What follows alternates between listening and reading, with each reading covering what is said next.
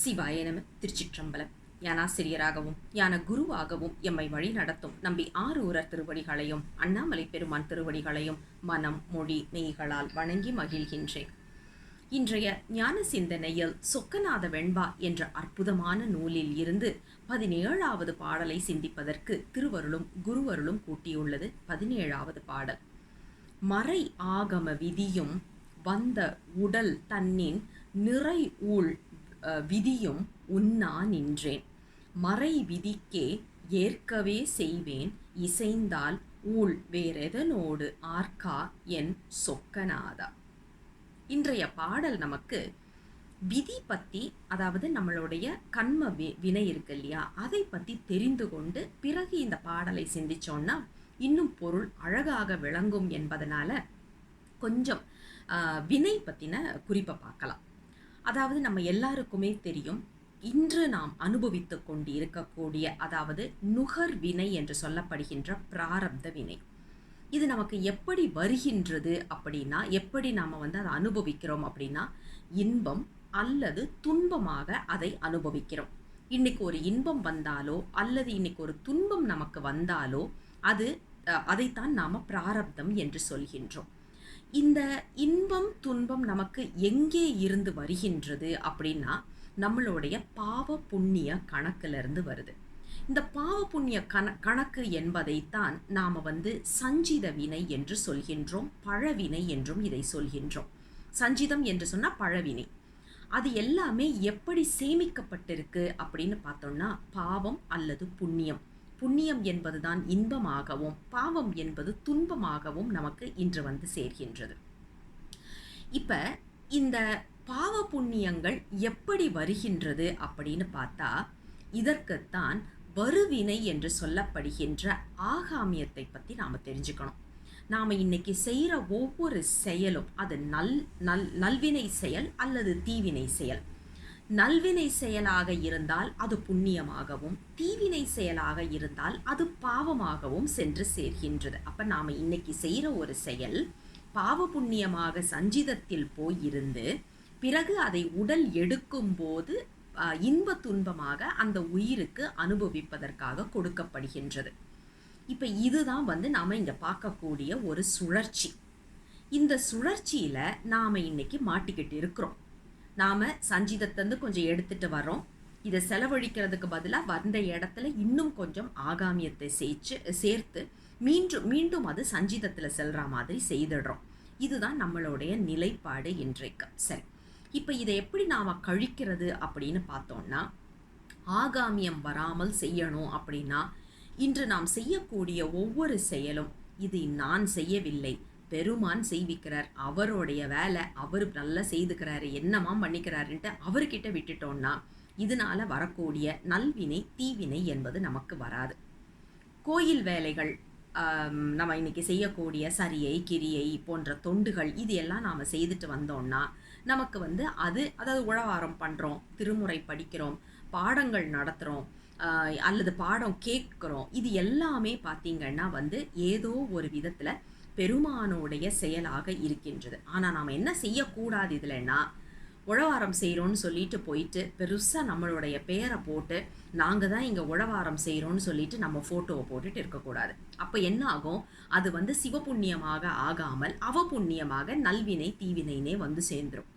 சிவபெருமானுக்கு செய்யாத ஒரு வேலையாக இருந்தால் கூட பரவாயில்லை, அதாவது வீட்டுக்குள்ள தேவையான ஒன்றை செய்தால் கூட பரவாயில்ல, பெருமான் செய்ய வைக்கிறாரு நான் செய்கிறேன், இதுக்கும் எனக்கும் சம்மந்தமே இல்லை அப்படின்னு வீட்டில் உள்ள வேலையை கூட நாம் செய்தோம்னா அது கூட அதுவும் பார்த்திங்கன்னா நல்வினை, அதாவது நல்வினையோ தீவினையாகவோ சேராமல் சிவபுண்ணியமாக சேரும். வீட்டில் செய்யக்கூடிய சமைக்கிற வேலையாக கூட இருக்கட்டுமே, நம்ம குடும்பத்தாருக்கு நம்ம சமைக்கிறோம், சாமிக்கு கூட இல்லை குடும்பத்தாருக்கு சமைக்கிறோம், செய்யும்போது சிவாய நம்ம சொல்லிக்கிட்டே சமைச்சிருங்க, அது சிவபுண்ணியமாக போயிடும். ஆனால் கோயில்லையே போய் உக்காந்துட்டு லைட்டை மாட்டுறேன் பல்பை மாட்டுறேன்னு சொல்லிட்டு அதில் பெருசாக கொட்டை எழுத்தில் நம்ம பேரை போட்டோம்னா அது சிவபுண்ணியமாக ஆகாது, அவபுண்ணியமாக மாறும். அப்போ செய்கிற வேலையை நாம் அப்படியே பெருமானுக்கு என்று விட்டுவிட வேண்டும். நாம் அதில் பேர் வாங்குறதெல்லாம் இருக்கவே கூடாது. இதுதான் நமக்கு மிக முக்கியத்துவம் வாய்ந்த கருத்து, ஆகாமியம் சேராமல் இருக்கு. சரி, அப்போ ஏற்கனவே சேர்த்து வச்சிருந்த சஞ்சிதத்தை என்னங்க பண்ணுறது அப்படின்னா, இதற்குத்தான் நாம் சித்தாந்தம் படிக்கிறோம், தீக்கை எடுக்கிறோம், திருமுறை படிக்கிறோம். இப்போ நாம் எதுக்காக, இப்போ ஒன்றும் கிடையாது, இப்போ எனக்கு ஒரு நோய் இருக்குது அப்படின்னா நான் மருத்துவர்கிட்ட போகிறேன்.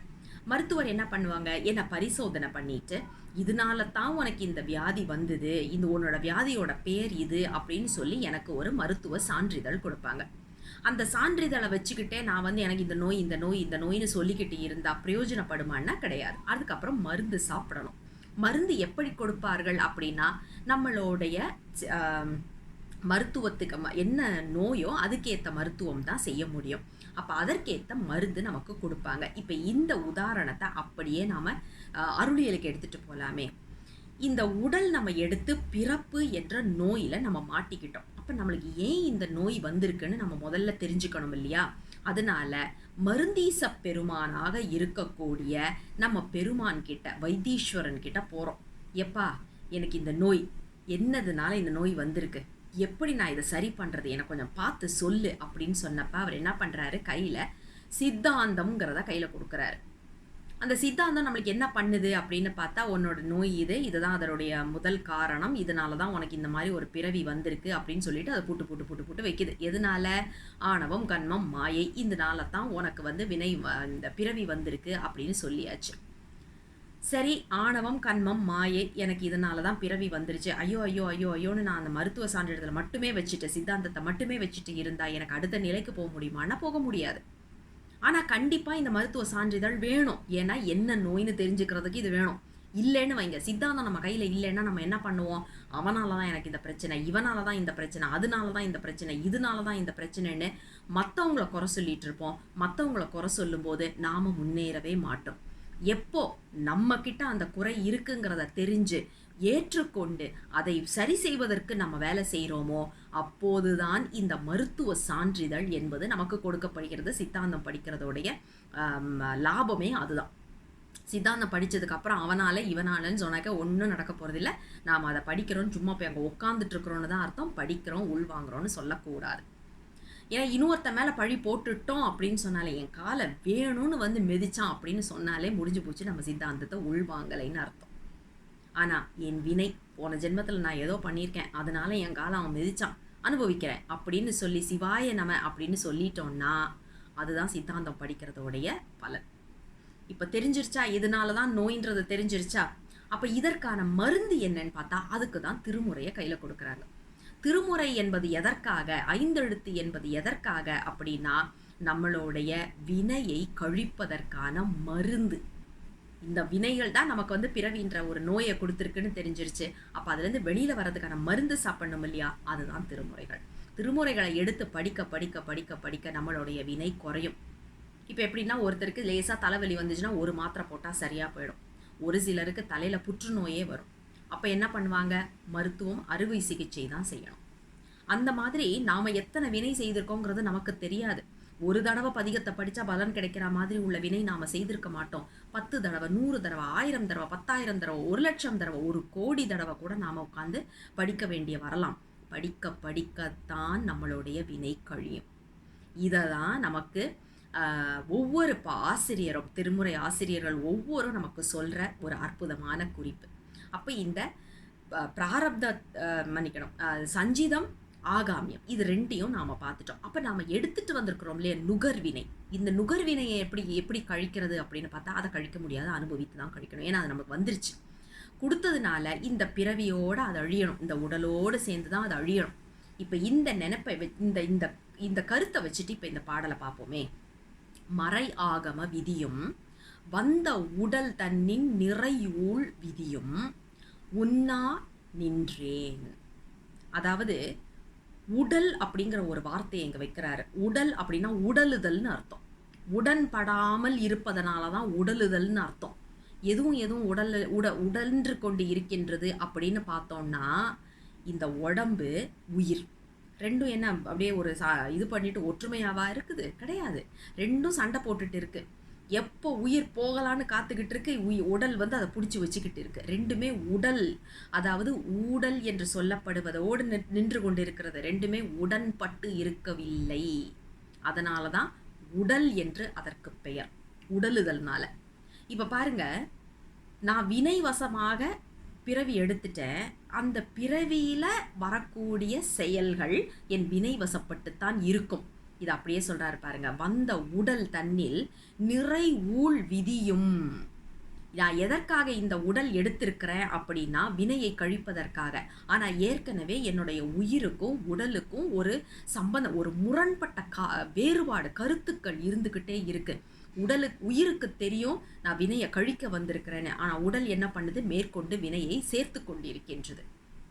ஆனால் இது எல்லாம் சரி சாமி, மறை ஆகம விதிக்கு உட்பட்டு என் செயல்கள் இருக்கின்றது. வேத ஆகமம் இது ரெண்டுமே நமக்கு தேவையான ஒன்று. வேதம் ஆகமம் இரண்டுமே இரண்டு கண்கள், அதை நாம் மறந்துடக்கூடாது. ஏன்னா இன்னைக்குள்ள காலகட்டத்தில் வடமொழி தென்மொழி வேதம் ஆகமம் என்று இப்படி ஒரு போராட்டம் நடந்துட்டு இருக்குது. ரெண்டு இடத்துலையுமே குறைகள் இருக்குது, ரெண்டு இடத்துலையுமே நிறைகள் இருக்குது. இரண்டுமே பெருமான் கொடுத்தது. நாம் மனிதர்களை வச்சு எடை போட வேண்டிய அவசியமே இல்லை. திருமுறைகளுக்கு கோயிலில் இடம் கொடுக்கல அப்படின்னு நினைக்கிறோமா? அதுதான் நம்மளுக்கு கோவத்தை உண்டாக்குதா? கவலையே பட வேண்டாம். நாம் பாட்டுக்கு போய் உட்காந்துட்டு பெருமானுக்கு தானே திருமுறை கேட்கணும், பேசாமல் போய் உட்காந்து திருமுறையை படிச்சுட்டு வந்துட்டே இருக்க வேண்டியது தான். அந்த இடத்துல நாம் இல்லாமல் பார்த்துக்கிட்டா முடிஞ்சு போச்சு. இது தவிர இது வேண்டாம் அது வேண்டான்னு ஒதுக்கணும் அப்படின்னா சிவபெருமானுடைய இரண்டு கண்களை ஒதுக்குவது போல நாம் அதை செய்யக்கூடாது, ஒதுக்கக்கூடாது. இரண்டுமே நமக்கு தேவையான ஒன்று. இதை குருஞான சம்பந்தர் சொல்றாரு பாருங்க. மறை ஆகம விதி, இந்த விதிக்கு உட்பட்டு வேதம் என்ன சொல்கின்றதோ ஆகமம் என்ன சொல்கின்றதோ அதற்கு உட்பட்டு என் செயல்கள் இருக்கு. என்னுடைய வினை வசமாக நான் செயல்கள் செய்யலை. மறைக்கும், அதாவது வேதத்திற்கும் ஆகமத்திற்கும் உடன்பட்டு என்னுடைய செயல்களை நான் செய்து கொண்டிருக்கின்றேன். இப்போ இதனால எனக்கு வினை வந்ததுன்னா அது யாருக்கு போகும், எங்கே போகும் அப்படின்னு கேட்குறாரு. நியாயமான ஒரு கேள்வி இல்லையா? நாம இன்னைக்கு நம்மளுடைய அறிவு நிலையில நின்று எனக்கு திருமுறை வேண்டாம், எனக்கு வேதம் வேண்டான்னு சொன்னால் அது அங்கே பாவத்தை கொண்டு வரும். ஆனால் அது இல்லாமல் மனிதர்கள் அவங்களோட அறிவுக்கு ஏற்ற மாதிரி சொல்கிறாங்க. பேசாமல் இருந்துட்டு நம்மளுடைய வேலையில் நாம் பெருமானே பெருமானே பெருமானே என்று சொல்லிக்கொண்டே இருந்தோம் அப்படின்னா பெருமான் நமக்கு வினையை அங்கே சேர்க்க மாட்டார். ஒன்று மாற்றி ஒன்று நம்ம சண்டை போட்டுட்டு இருக்கும்போது இது தேவையில்லை அப்படின்னு சொல்லி அதை கிரிட்டிசிசம்னு சொல்கிறோம் இல்லையா? அதை பற்றி வேண்டாத்தனத்தை பேசிக்கிட்டு இருக்கும்போது தான் நமக்கு அது வினையாக வரும். ஆனால் அது வினையாக வராமல் நாம் என்ன செய்யணும் அப்படின்னா, பெருமானுக்கு இரண்டும் இரண்டு கண்கள், என்னுடைய செயல்பாடுகள் இதன் வழியில் தான் இருக்கும் அப்படின்னு சொல்லிட்டு மறை ஆகம விதிக்கு உட்பட்டு நாம் செயல் செய்தோம் அப்படின்னா இதனால் வினை நமக்கு கொடுப்பாரா சாமி அப்படின்னா கொடுக்க மாட்டார். அவர் என்ன பண்ணுவார்? இந்த உடலோடு போகிறதெல்லாம் போகட்டும்னு சொல்லிட்டு மித்தது எல்லாத்தையும் சிவபுண்ணியமாக மாற்றிடுவார், பெருமான் எடுத்துக்குவார். இதுதான் அறிஞர்கள் நமக்கு அருளாளர்கள் வாழ்ந்து காட்டிய அனுபவம். யோசிச்சு பாருங்க. எந்த அருளாளராவது நாம் இன்னைக்கு 12 திருமுறைகள் படிக்கிறோம், 27 ஆசிரியர்களை சொல்றதை படிக்கிறோம், 4 சந்தான குறவர்கள் நமக்கு பாடி அருளி செய்திருக்கின்றார்கள், 14 சாத்திர நூல்கள். யாராவது ஒருத்தர் இதுல எனக்கு வேதம் வேண்டாம் என்றோ திருமுறைகள் வேண்டாம் என்றோ சொல்லி இருக்கிறாங்களான்னு பார்க்கணும். ஏன்னா நம்ம அவங்களுடைய வழியில தான் வர்றோம், அவங்க வழியில தான் நாம நிக்கணும். எந்த சாமியவாவது அவர்கள் மட்டமாக குறைவாக பேசியிருக்கிறாங்களான்னா கிடையாது. யோசிச்சு பாருங்க. ஒவ்வொரு இடத்துலையும் இவர்கள் எல்லாம் பெருமானை வேண்டி நிற்கின்றார்கள் அப்படின்னு தான் சொல்லியிருக்கிறாங்க. வேண்டி நிற்கின்றார்கள்னா 2 பேரும் ஒற்றுமையாக இருக்கின்றார்கள் என்றுதான் பொருள். அவங்களே ஒற்றுமையா இருக்கும்போது நாம ஏன் சண்டை போட்டுட்டு இருக்கணும்ன்ற ஒரு கேள்வி வரணும் இல்லையா நம்ம மனசுல? அது வராம நாம வேற ஒரு நம்பிக்கையையோ அல்லது வேற ஒரு கருத்தையோ நாம திட்டிட்டு இருந்தோம் அப்படின்னா அதனால வினை நமக்கு வரும் என்ற ஒரு தெளிவு நமக்கு வர வேண்டும். இந்த பாடல்கள்லாம் நமக்கு சொல்லக்கூடிய கருத்து என்னன்னா, பெருமானோடைய வழி என்னதுன்றதை நாம நல்லா புரிஞ்சுக்கணும். அதே நேரத்துல 27 ஆசிரியர்கள் கொடுத்த 12 திருமுறைகள் அவைதான் நம்மை வழிநடத்தக்கூடியது. 14 சாத்திர நூல்கள் தான் நம்மை வழிநடத்தக்கூடியது. அதில் என்ன சொல்லி இருக்கோ அதை நமது 2 கண்களாக மதித்து நாம் நடந்தோம் அப்படின்னா மேற்கொண்டு வினை நமக்கு சாராது. இதுதான் 17வது பாடல் நமக்கு கொடுக்கக்கூடிய அற்புதமான கருத்தாக பார்க்கின்றோம். மீண்டும் அடுத்த பாடலோடு விரைவில் உங்களை சந்திக்கின்றேன். தென்னாடுடைய சிவனை போற்றி, எந்நாட்டவர்க்கும் இறைவா போற்றி, அண்ணாமலை வண்ணா போற்றி, கண்ணார் அமுத கடலே போற்றி. சிவ சிவ திருச்சிற்றம்பலம்.